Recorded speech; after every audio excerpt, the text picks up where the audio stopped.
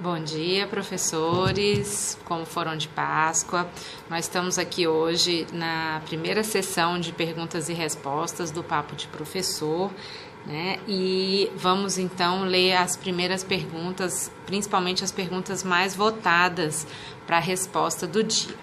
Nós vamos começar aqui com uma pergunta do Luiz Fernando, de Bacabal, no Maranhão. O Luiz Fernando pergunta: conflitos no ambiente de trabalho fazem parte do cotidiano corporativo.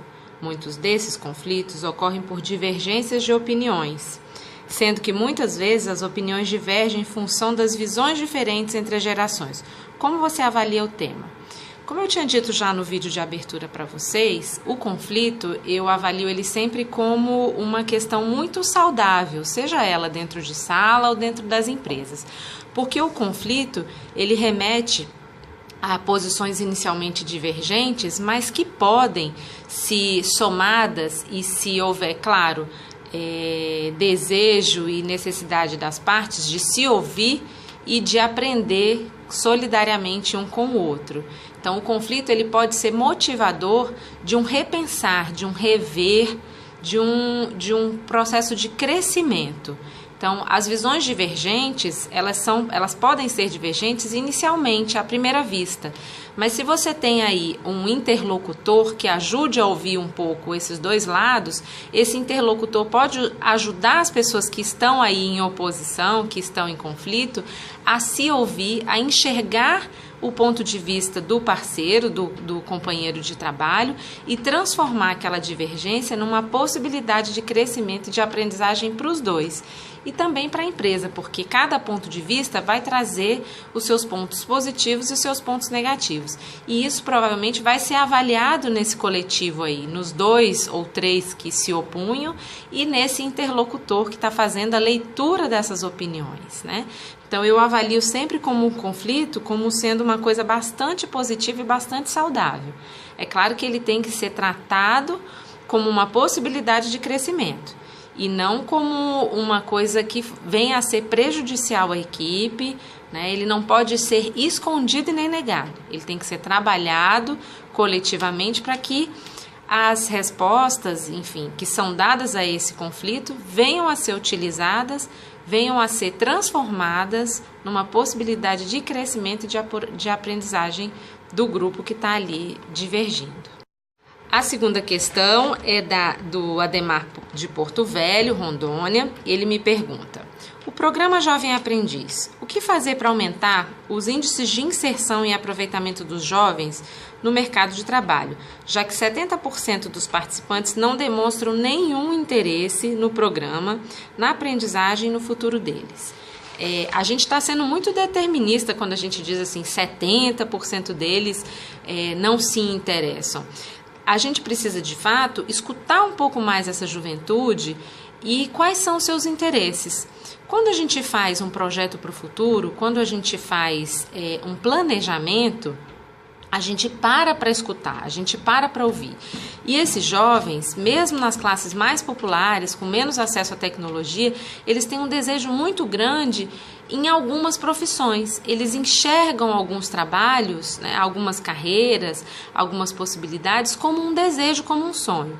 Então, a gente não pode estar trabalhando, por exemplo, em grandes cidades, em polos que são polos de grande desenvolvimento, e você trazer apenas cursos e possibilidades de inserção no mundo do trabalho que já tenham se esgotado, né? Os meninos muitas vezes não querem ir, por exemplo, para a construção civil, mas então vamos ver se tem alguma coisa na área de tecnologia, né, com o uso da informação, de acesso à informática. O que esses meninos podem trazer e podem fazer que podem ser do interesse deles?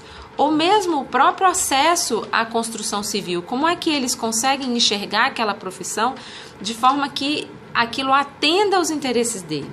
Na verdade, a gente tem que pensar que os meninos têm que entender qual é a utilidade e a gente entender qual é a necessidade desse menino e fazer um pouco um casamento sobre a necessidade e o desejo, né? Porque senão, se for muito desigual, vai ficar desinteressante para o rapaz, para a moça, para o jovem e para o adulto que está ali no curso de jovem aprendiz, né? ele tem que ver finalidade, ele tem que ver sentido naquilo para qual ele está se formando, para qual ele está trabalhando.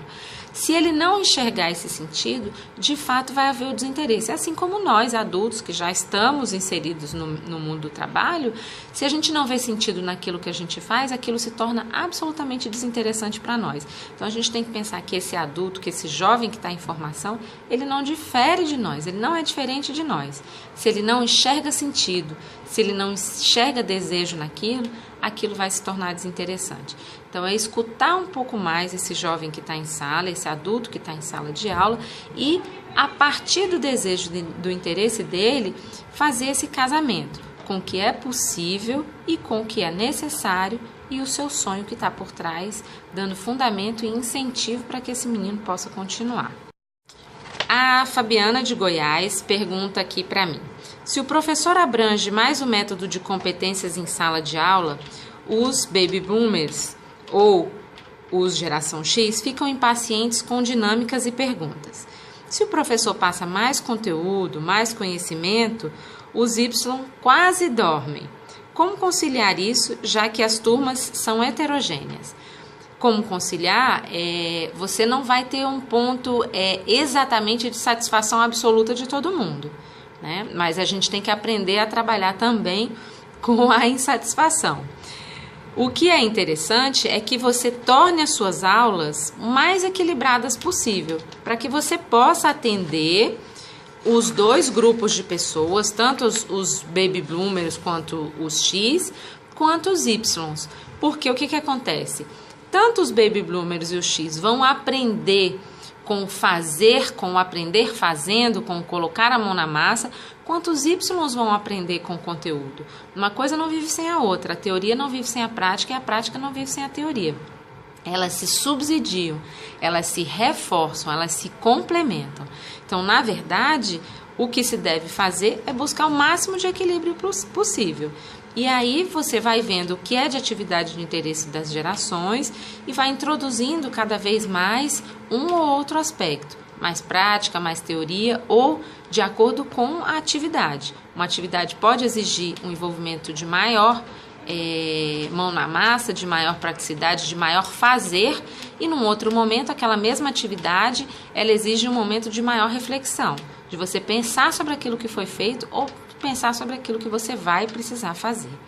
A última questão colocada aqui pelo Ademar, também de Porto Velho, ele me diz: utilizo a avaliação contínua, inserindo notas em todas as atividades, pontuo assiduidade, pontuo pontualidade, pontuo participação, comportamento, comprometimento do aluno com o curso e a aprendizagem por competência. Essa forma está correta? Algo a acrescentar?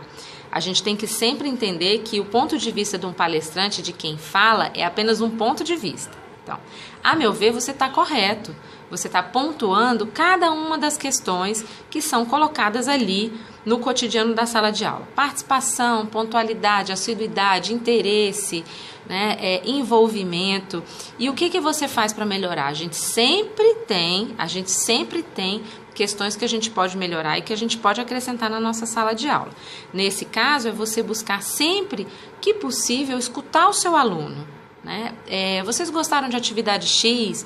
Com o que a gente pode melhorar? Vocês conhecem alguma atividade, alguma música, algum vídeo, alguma coisa que vocês abordaram ou que vocês ouviram, uma reportagem de jornal, né? um texto? O que é que você vai podendo complementar nesse seu método que está caminhando, pelo visto, muito bem?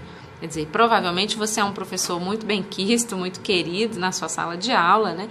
Porque tem agido de forma correta e não dado um peso único apenas num momento específico de avaliação e prova com o seu aluno. Quer dizer, cada uma das coisas que vai acontecendo dentro de sala, ela vai necessitando ser avaliada separadamente, sem comprometer as demais dimensões que também serão avaliadas por você e pelos seus alunos.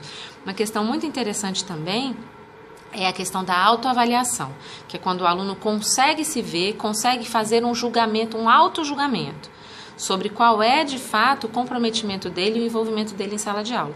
A autoavaliação pode ser um ponto a ser inserido na sua sala de aula, no seu método, né, por avaliação por competência, tá ok? Ok, gente, por hoje é só. Eu gostaria mais uma vez de convidar, nós temos uma semana aí, são 5 dias mais 4, né, sem contar com hoje pela frente. Mandem suas perguntas e na medida do possível eu vou respondendo, né, e vou tentando sanar as dúvidas e as questões que vocês foram trazendo. Bom dia para todos e para os que estão chegando, sejam muito bem-vindos. Até mais, até amanhã.